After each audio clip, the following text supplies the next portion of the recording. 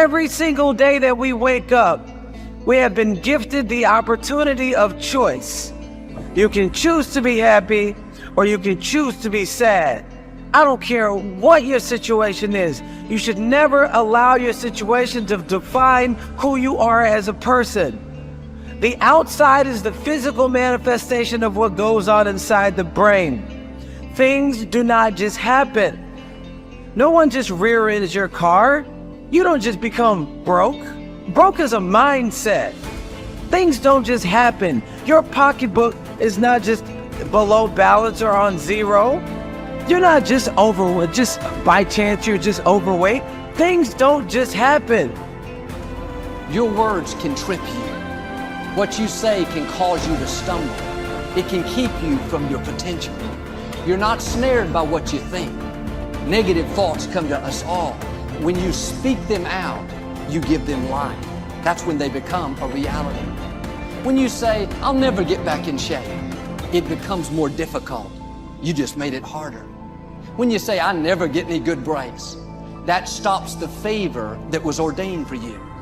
If you say, I'm not that talented, I don't have a good personality, that is setting the limits for your life. That is calling in mediocrity. So the recognition that negative thinking and unhappy states actually do nothing to change anything. If anything, they make it worse.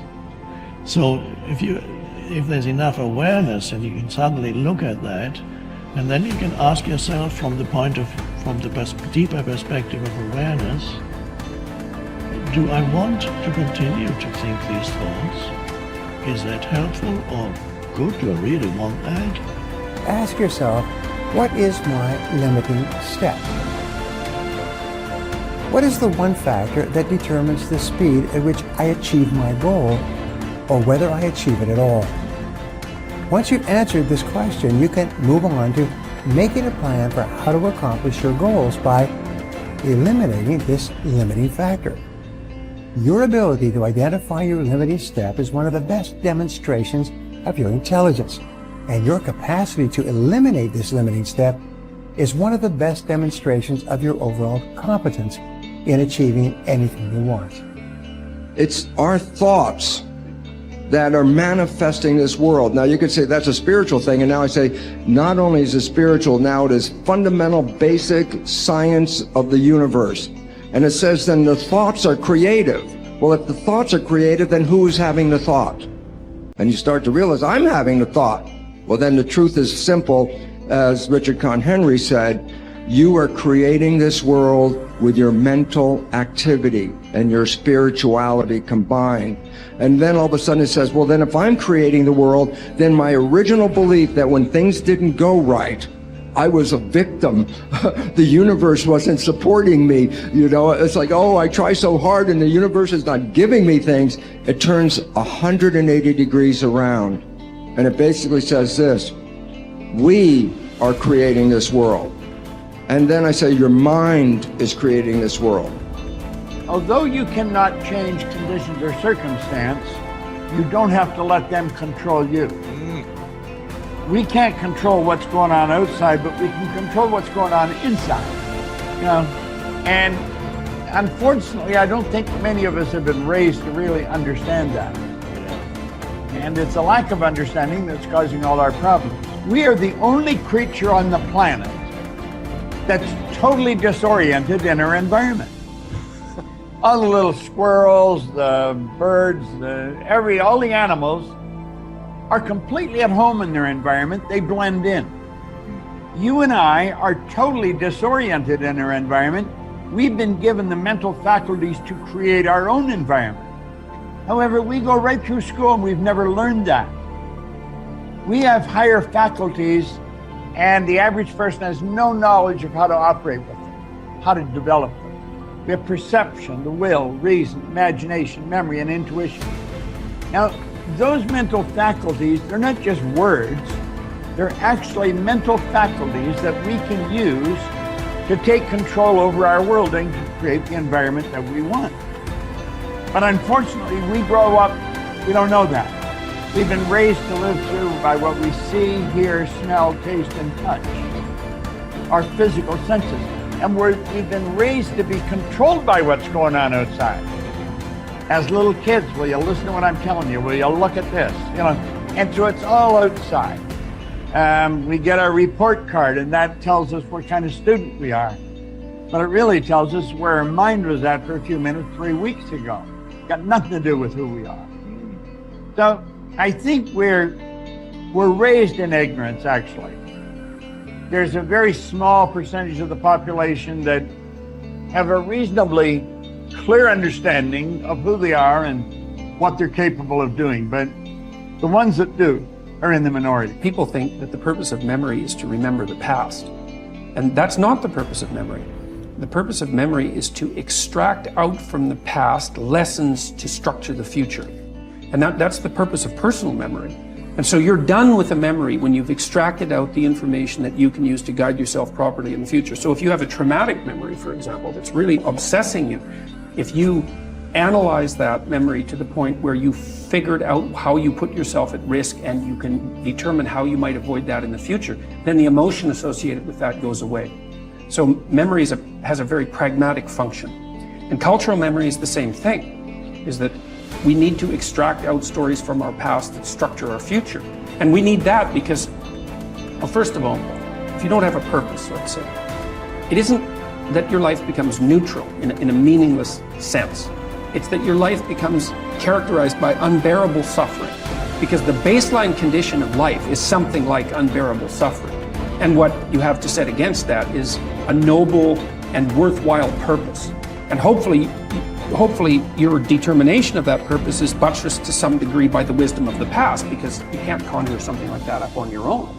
And if you provide people with nobility of purpose, then they can tolerate the suffering of existence without becoming entirely corrupted by it. And cultures that don't do that, it isn't even so much that they die, it's that cultures that don't do that are dead. They're done. They don't have a story anymore. They don't have a call to adventure. And then, well, then everyone suffers stupidly as a consequence. It's a very bad thing. So Churchill made the same observation that many of the great psychologists and philosophers made in the early part of the 20th century. It's like, bring the story forward and propagate it and make it the most noble possible story. And then you motivate people to transcend themselves, which they need to do. So yes, he's exactly right in his diagnosis. In order for us to become abundant, we have to overcome the old personality. And that's 95% of who we are, right? Yes. So then, the side effect of the beginning of this process is a lot of discomfort. It is a lot of discomfort because you're stepping outside the known into the unknown, and now you can't predict. It's scary. No, It's you'd fearful. rather hold on to your lack. The pain, the and suffering. Rather tell the story of that. At least it makes you feel something that's familiar. Mm-hmm. When you step outside and you're saying, I'm not going to complain about money any longer. I'm not going to complain about I don't have any. I'm not going to judge other people who do. I'm not going to say I can. I'm not worthy. It's never going to work. All those things got to go. I'm not going to feel lack. I'm not going to feel unworthy. I'm not going to feel separation. I'm not going to feel resentment. These are the things that are keeping my reality the same. Now it's no longer about abundance, about who you become. Mm-hmm. The most successful people are long-term thinkers. They look into the future as far as they can to determine the kind of people they want to become and the goals they want to achieve. They then come back to the present and determine the things that they will have to do or not do to achieve their desired futures. This practice of long-term thinking applies to work, career, marriage, relationships, money, and personal conduct. Successful people make sure that everything they do in the short term is consistent with where they want to end up in the long term. They practice self-discipline at all times. You see this willingness to sacrifice in people who spend many hours and even years preparing, studying, and upgrading their skills to make themselves more valuable, so that they can have a better life in the future, rather than spending most of their time socializing and having fun in the present. Your ability to think, plan, and work hard in the short term, and to discipline yourself to do what is right and necessary before you do what is fun and easy, is the key to creating a wonderful future for yourself. Your ability to think long term is a developed skill. As you get better at it, you become more able to predict with increasing accuracy. what is likely to happen to you in the future as the result of your actions in the present. This is a quality of the superior thinker. The common denominator of success was that successful people make a habit of doing the things that unsuccessful people don't like to do. And what were these things? It turned out that the things that successful people don't like to do are the same things that failures don't like to do either. But successful people do them anyway because they know that this is the price they have to pay if they want to enjoy greater success and rewards in the future. Successful people are more concerned with pleasing results, whereas failures were more concerned about pleasing method. Successful, happy people were more concerned with the positive, long-term consequences of their behaviors, whereas unsuccessful people were more concerned with personal enjoyment and immediate gratification. The top people were those who were more concerned with activities that were goal-achieving, whereas average people were more concerned with activities that were tension-relieving